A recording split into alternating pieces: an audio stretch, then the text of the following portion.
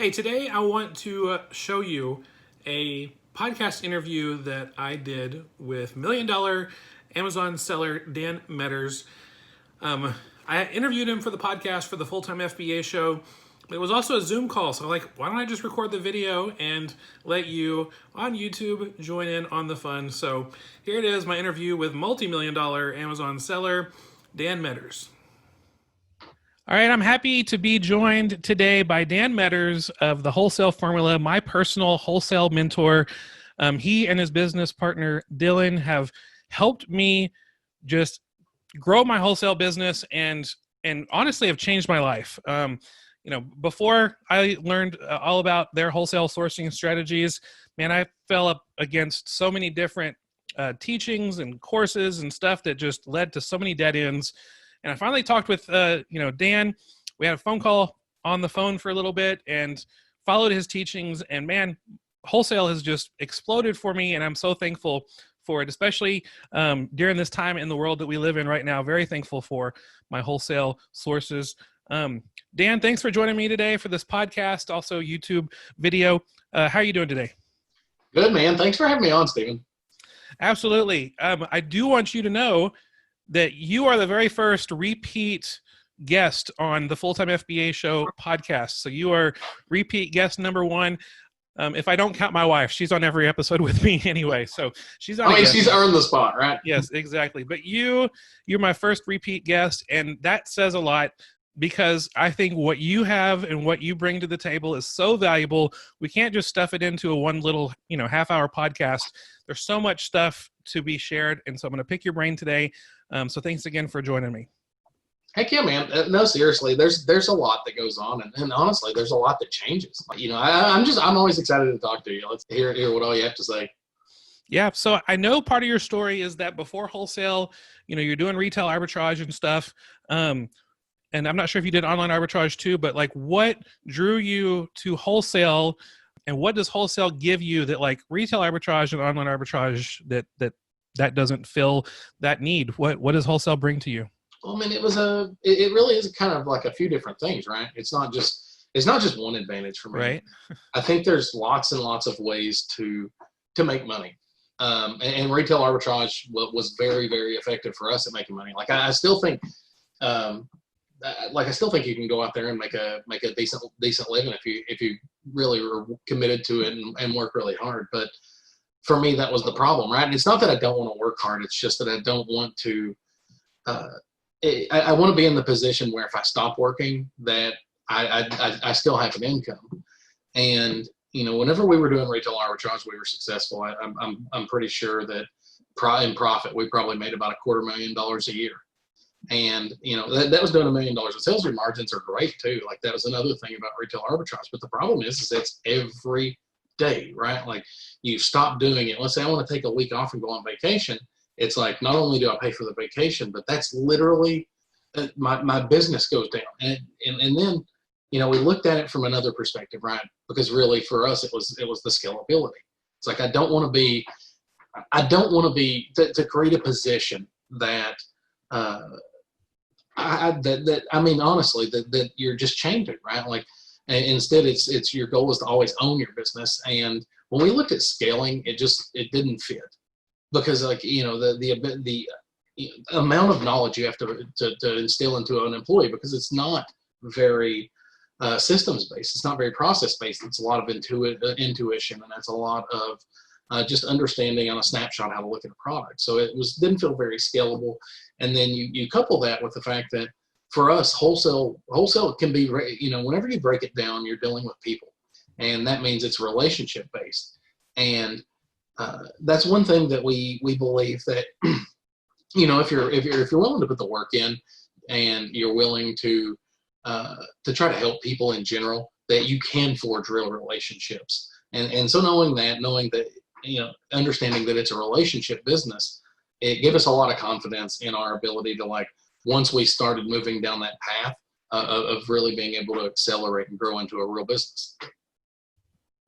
Yeah, that's cool. What about like when you finally decided to start doing wholesale? how did you transition from like retail arbitrage or whatever to doing more wholesale, and then all of a sudden, seeing that that's working? What was that transition like? I mean, it was interesting, like, because it's whenever you have something that works, it's very, very hard to stop, right?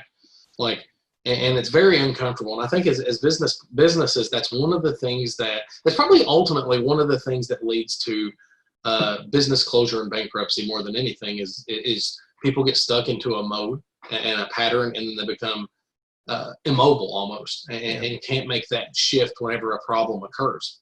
Making the transition is always tough because you are, you're in that mode where you're comfortable. But for us, so it wasn't about turning it off. Like I don't think there was any way for us to just turn it off. Like it was our entire livelihood at that point. So, but that's that's another thing about wholesale that I loved and gravitated towards is it's pretty convenient, right? Like all of our research is done on Amazon. So that means, anytime I'm in front of a computer, if I have my phone in my hand, I can be doing product research. And, when we were doing retail arbitrage, like we live in Kentucky and there's not a lot of stuff around, right? So like when we would go on these trips, like, we might drive 3 or 4 or 5 hours. And for us, it was, I would be on a laptop or I would be on my phone and we would be researching products and looking for product opportunities. And then it was just, we send emails. So you can literally do it from anywhere. You can even schedule your emails out to go out in the morning, but I wasn't fancy enough to know how to do any of that kind of stuff. So it was, I would just send an email at 11 o'clock at night. And that was one of the things that we learned pretty early on, right? Like originally when we first started, we, whenever an account told us no or something like that, it was just crushing. Like, it's just like, just another person that doesn't want to work with me. But as we kind of learned how to navigate through that process, how to start providing value, we were able to send better emails and provide more value, and that kind of elicited more responses. So, I guess the transition period was kind of like over, I would say, a 6 to 8 month period where we had a wholesale account, and then we're able to, to come in and just start that replenishable process. Like, that's the beautiful thing about a wholesale account is you buy a product and it works. You make a phone call and you buy the product again, and you just kind of rinse and repeat that process. So it's like once you establish a line, like it's a little more challenging than going around. Like I feel like you get a lot more self-gratitude in retail arbitrage, right? Like just fulfillment by, you find a product, you see that it wins on the screen, you send it in, you make your money or whatever. And it's, really quick. It's kind of like a really quick process. But with wholesale, like a lot of it is you do your research, you call, you get turned down a few times, like, and you go through that process, and it just, it's kind of a lot more spread out, and there's not as many wins involved, but the wins when you get them are much bigger. Like, and we, it was one account, and then, we went a while and we got a second account and then a third account. And then it's like by the time we had over 6 months, over that 6 month period, we had like a recurring, almost like a recurring revenue, right? Like you just place this order every single month that was higher than our previous year's sales. Like, and it was just from these products that we had kind of picked up along the way. So, we were really, really heavy in retail arbitrage, and we were particularly very like toys and games and gift based and stuff like that. So it was about June or July that we had started wholesale, and we, like I said, we had picked up the accounts all year long, but we were really prepared for quarter four. Like we had, we had some long-term holds, we had a lot of those things, and we're deeply invested. So we wanted to see out the year. But after December, like after the Christmas season, like it was literally January 1st that we charged forth, kind of moved forward the next year with wholesale and didn't have to do retail arbitrage anymore because we had replaced our income and then some. Yeah, in your answer, I have like 3 or 4 more questions just based on that one answer of yours that are. So I want to come back and talk to you about later on in the podcast how to deal with when a wholesaler says no, and how to get past that. I also want to talk about the scalability, because you talked about wholesale being able to help you scale, but you also said in your first few months you found one wholesale account, and then you found a second wholesale account. My first follow-up question for you is, how many wholesale accounts does it take to change someone's life? because I know how many it took for me to change my life to be like, oh my gosh, this is amazing. And it's a lot smaller number than I think most people think. So how many wholesale accounts could change someone's life when it comes to their income and their Amazon business? I mean, for like, it's, it's it's variable, right? Like there's Right. there's a lot to that. Number one, it depends on the account. Number two, it depends on the person. And um, it's crazy because like we work with a lot of sellers, and I've seen some of our students have wholesale, wholesale accounts that are much bigger than anything we've ever had. Like, one of our students, I know she has a wholesale account that makes her almost $300,000 a year in profit. And it's, we don't have a single account of, like we actually have one that's fairly close now, but it's taken us years and years and years. And it was more of we kind of built it than found it, right? Like, and I think that's where you get a lot of those really, really great accounts is you build them over time. So it's like, Right. we have one at that level now, but I'm trying to think, and the vast majority of ours aren't. So it's, for us, I think we had replaced our full income with like 4 or 5 accounts from our retail arbitrage. And, that year we did like 900,000 in retail arbitrage. So it's, with 4 or 5 good accounts, I mean, I feel like you can easily do 7 figures in sales if you find the right accounts and right partners. Yeah, I completely agree. And so a lot of times people assume you got to have like hundreds of wholesale accounts, but they're coming from a retail arbitrage mindset when you're looking, at an unlimited amount of sources and, you're having to keep finding more and more. But with wholesale, just 4 or 5 accounts can totally change your life. And that's something that's awesome. Right. Well, more to that point with retail arbitrage, like you said, you're constantly having to find more. There's no replenishability, right? It's like once I sell a SKU, I've made my money, but that's also the end of my win. Like I'm not winning anymore after that. Like my next win is literally predicated on me finding my next product that wins. Right. Now, whereas wholesale, and that's why it scales better, and that's why it scales is I'm never, there is some amount of attrition. Like you may lose an account over time. You may, a product may become less good or whatever. But for the most part, it's really, really consistent. Like our attrition rates are incredibly low, and it's just like you find an account and then you're able to realize that income again and again. So it's more of, rather than trying to replace income, it's more of kind of like a step up, right? Every time I find an account, I'm able to add a certain amount of income and profit to my bottom line. Yeah, you talked about scalability, and so let's get into that for a second. I know when you first started doing wholesale and stuff, you had a huge warehouse and you had tons of inventory coming in and stuff. What do you love about wholesale that gives you that opportunity to scale, to be able to step back and grow your business, to be able to work less but make more? Talk to me a second about kind of how things were in the beginning and how you've been able to scale things to where they are today. Well, I feel like my mindset's kind of evolved here, right? Like in terms of my ability to scale and think about my role within the marketplace and our company's role within the marketplace. So you're right. Like whenever we did retail arbitrage, we had to process products. Like we brought, we went out, we bought stuff, we processed it, we prepared it for shipment to Amazon, and we sent it in.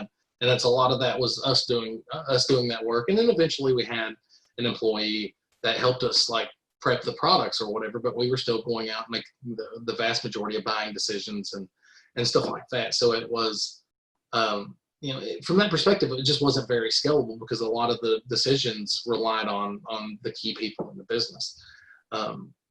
So whenever we transitioned to wholesale, we still had a lot of that mindset, right? Like I still believed I needed a warehouse. I still believed I needed to touch products. And it took us kind of an amount of time to get past that. But what I realized and what I've started to think about in our journey is that, my role in the marketplace over time has kind of evolved, right? Like I look at what is success for me, and it's finding a great brand to work with, helping that brand succeed, right? Like I want that brand to grow its sales on Amazon. I want to be a great partner with that brand.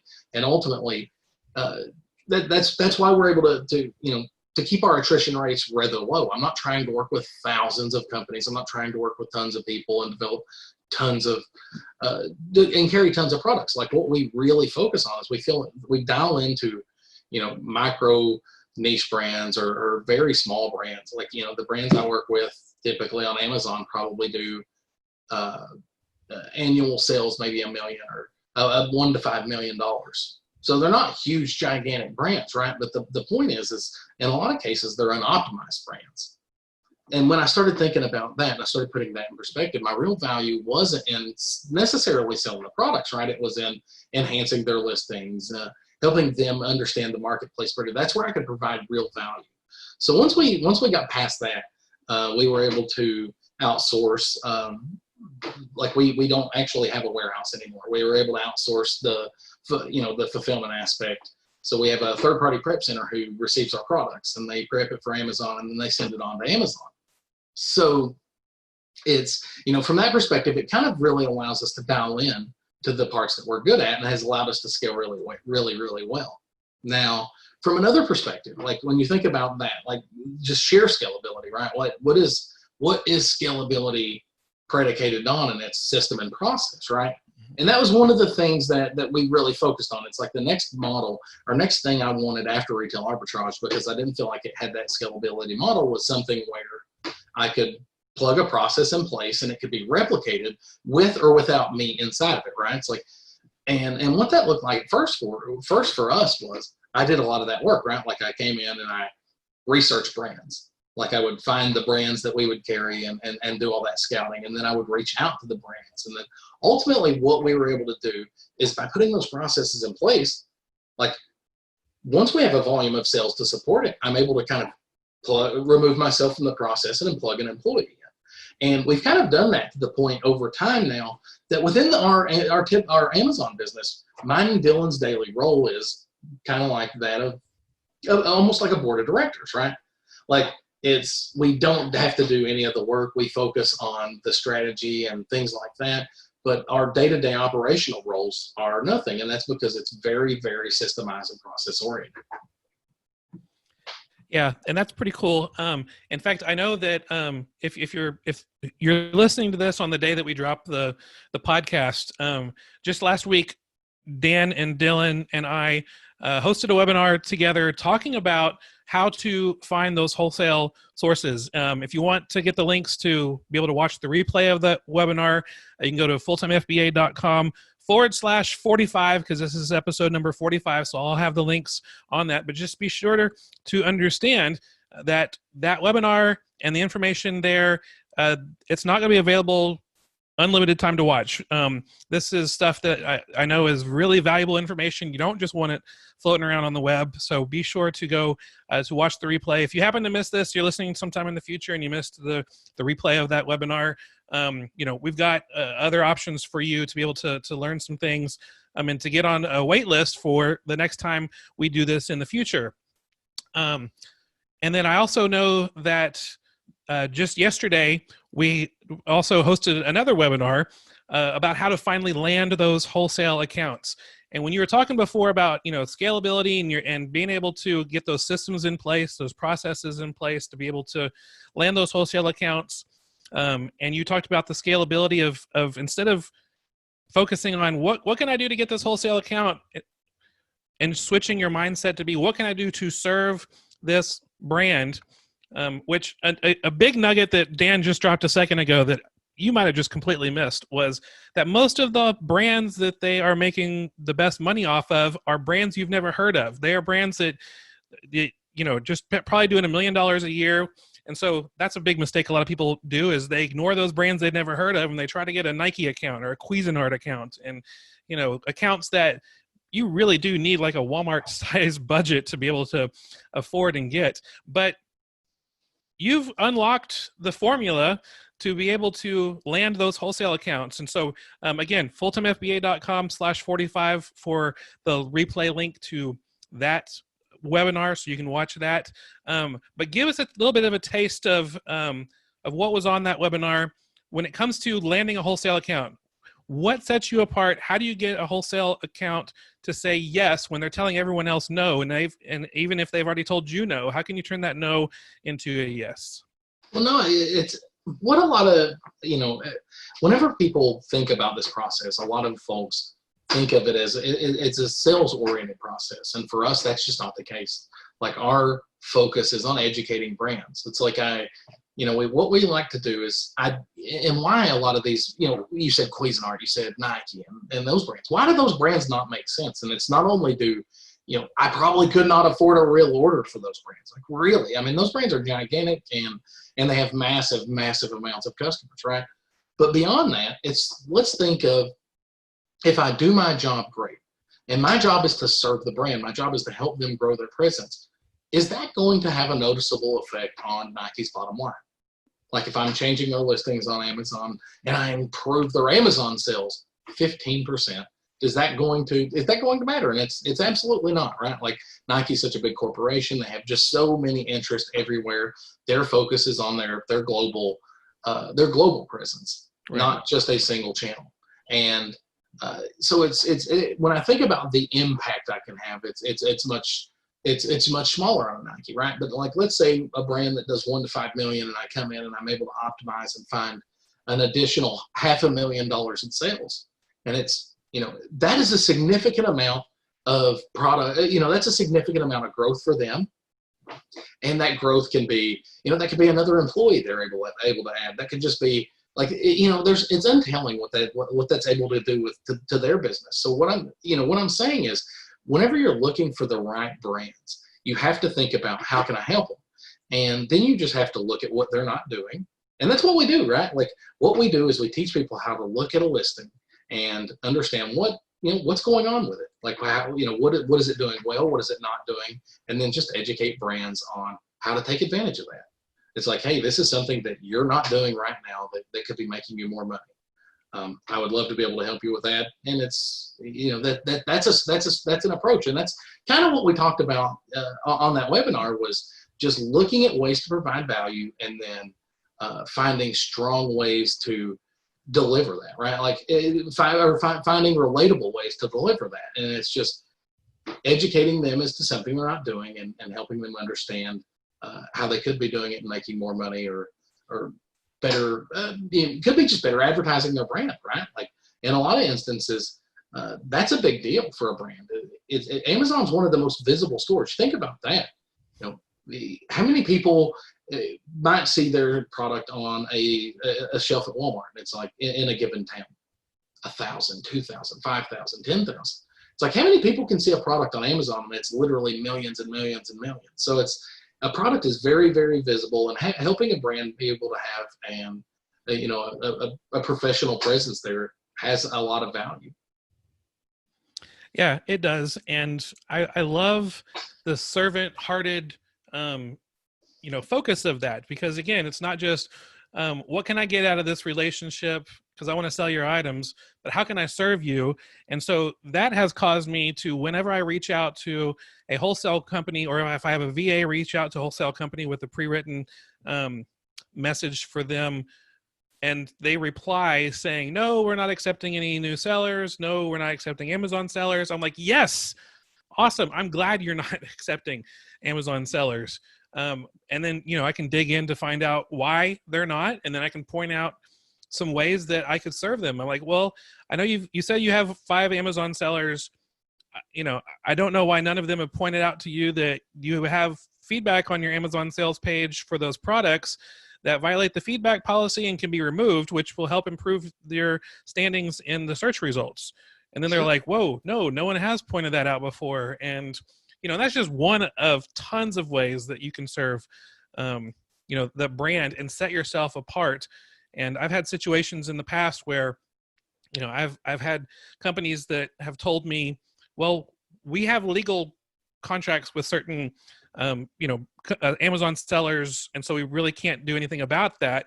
But those legal contracts only connect to our current inventory. We have a full line that we're about to release, and we can let you sell those new products if you're interested. And so, so I was able to get a wholesale relationship because I was going to, bring those items and set up the sales pages on product pages on Amazon and do them a service, and they did me a service. And so we had, a 6-month time where I was the only seller of that particular brand of that new line on Amazon. And it was just because I was being servant, trying to serve them, and it worked out. Sure. And in a lot of instances, that's what it takes, right? It's just kind of being able to set yourself apart. And by doing something that actually helps them besides spending money. And, you had mentioned it, you kind of pump the fist whenever somebody says no. And I like to think of that first email I send as a sniff test, right? It's like, which brands have potential? And if I promise, like the brands for our experience are the brands who just say yes are sinking ships typically. Yep.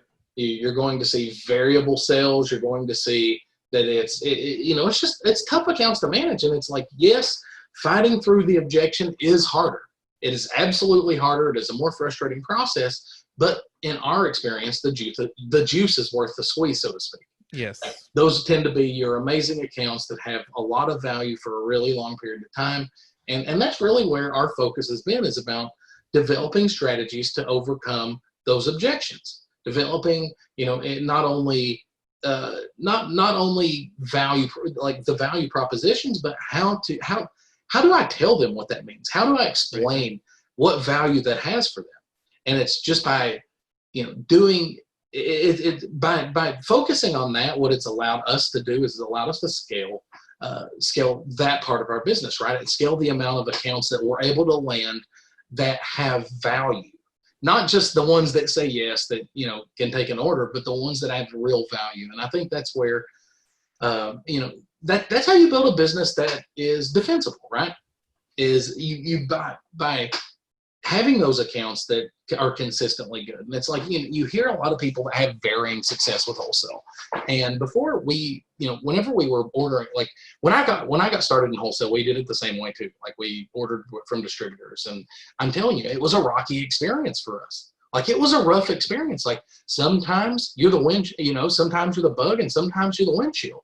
Well, so, Yep. It's like, I remember like we placed this one order like for heaters one time from a distributor, and it went so much better than expected because nobody ever jumped on the listing, and it was like we bought all the last of it. And then the next one, the next one on paper looked amazing. It was a little action figure deal, and we got hosed. And it's just like, you don't have the relationships I don't know. It was just such a rocky thing for us to be able to navigate. It became imperative that we had to provide value. We had to develop these long-term relationships with brands to have a really a business that was sustainable for a long period of time, at least. Yeah, absolutely. And I appreciate what you and Dylan have taught me over the years, and continue to teach me when it comes to our wholesale account. One last question for you before I just ask you if there's anything else you'd like to say. Why is right now a good time for people to add wholesale to their Amazon business? Why is right now a really good time for that? I'm not a doom and gloomy person, right? Like I hate being a doom and gloomy person. I hate talking about the COVID situation. But like the fact of the matter is like we came from, and I can talk about my experience. I can talk about, that's it. I can't talk to, I can't talk about the experiences that I've not had. But I came from, number one, I came from a corporate world where there wasn't a lot of flexibility. I had to go to work every single day. And I can say that, owning my own business has made me personally feel a lot better. Like not having to go to work, having the ability to stay at home if I want to, is completely comforting to me at this time. Now, you can couple that with then we transitioned to retail arbitrage. And that's not, I'll be honest, that's just not a situation that I would want to be in right now. I wouldn't want to be having to go into stores. And that, I think there's ways for people to take precautions. And I think it can be, you can make it fairly safe. But I don't want to be in a position to have to do it. And, that's the comfort that owning a wholesale business allows me, is every single thing I want to do. My business has grown during this period by a significant portion. And it's why. because now brands care a lot more about Amazon too, right? When you start thinking about and you start talking to brands about the sheer amount of volume of traffic that Amazon has versus the rest of the world, it's staggering, and that most of them don't understand it. Amazon is almost 50% of U.S. online sales. So, whenever you talk to a brand, and it's like, is the internet important to you? Well, yeah, it's like, how important is half the internet in one spot to you? Right. And it's, when you start creating those kind of visualizations, it becomes apparent that a brand's focus, if it's not on Amazon, should be on Amazon right now, particularly with the, potential rocky retail situation that comes up. That's coming up, and I think it's inevitable, regardless of where this situation goes, that you're going to see significant damage to retail. Like if you look at a lot of the analysts right now, I read an article the other day. I'm trying to remember who it was. It was one of the big financial institutions, but their projection is that of the people that are being laid off right now, which are it's record numbers. It's record numbers. A lot of businesses are really struggling. That only 3 of 10 of those may be reemployed. Mm-hmm. And it's, when you start thinking about that, you start putting that in perspective. It's like retail is rocky. Brands need people who want to represent them. And the fact of the matter is a lot of sellers make that really easy, right? Like the level of service that brands get is pretty poor for the most part. It's kind of funny. Like I did a webinar, like a couple of weeks ago, and I remember I looked over 5 products, and literally all 5 were bad, and it wasn't planned, it wasn't staged. It's just like there are so many missed opportunities on Amazon right now for these brands, and it is so necessary right now. And if you can speak that language to a brand, like we're just converting like crazy. Like we're able to convert like crazy right now because once they start seeing their retail chains get shaken up a little bit, it becomes really, really imperative that they do something about Amazon or do something with Amazon. Yeah, definitely. I've seen that, and even my own buying habits have changed. I'm buying more stuff online than ever before. And I thought I already bought a ton. Yeah, I feel like I run it. I feel like I run an online arbitrage store. I have so much crap coming to my house. I just think I really do. I mean, I just believe it is the best opportunity. I believe it's an amazing opportunity because brands need it more than ever, and I believe it has the flexibility to give people that control. You do have control over your. It gives you the ability to control your life, like from a employment perspective, at least. Yeah, I think now definitely is a good time to start adding wholesale. And if you are looking for someone to teach you and walk you through, Dan and his business partner, Dylan, are the people I go to and have helped me find the success that I've experienced. And so I recommend you check them out as well. All the stuff that we talked about in this podcast, it's going to be on the show notes, fulltimefba.com/45. I'll have the links to the 2 webinars that we've recorded recently. Be sure to watch those soon because those will be disappearing soon. I'll also give you a link to the first time I had Dan on the podcast, and you can listen to that as well, as well as some other resources that will help you get started with wholesale. Dan, before we go, is there anything else you'd like to leave with everybody in regards to wholesale and Amazon? I mean, I think we've covered a lot of ground here. I mean, honestly, I believe that anybody that wants to can have success on Amazon doing wholesale. And the reason for that is that it's, there's a lot of ways to provide value to brands. There's a lot of brands that are underserved, and just by coming in and giving that personal touch, by saying, "Hey man, I want to help you out. Like here's something I can do for you." Like literally anybody that's listening to this podcast can do that. Any single person, they could read an article and they could look at what a good Amazon listing looks like, and then they could say, go find a bad one and reach out to that brand and tell them how you can help or how you want to try to help them.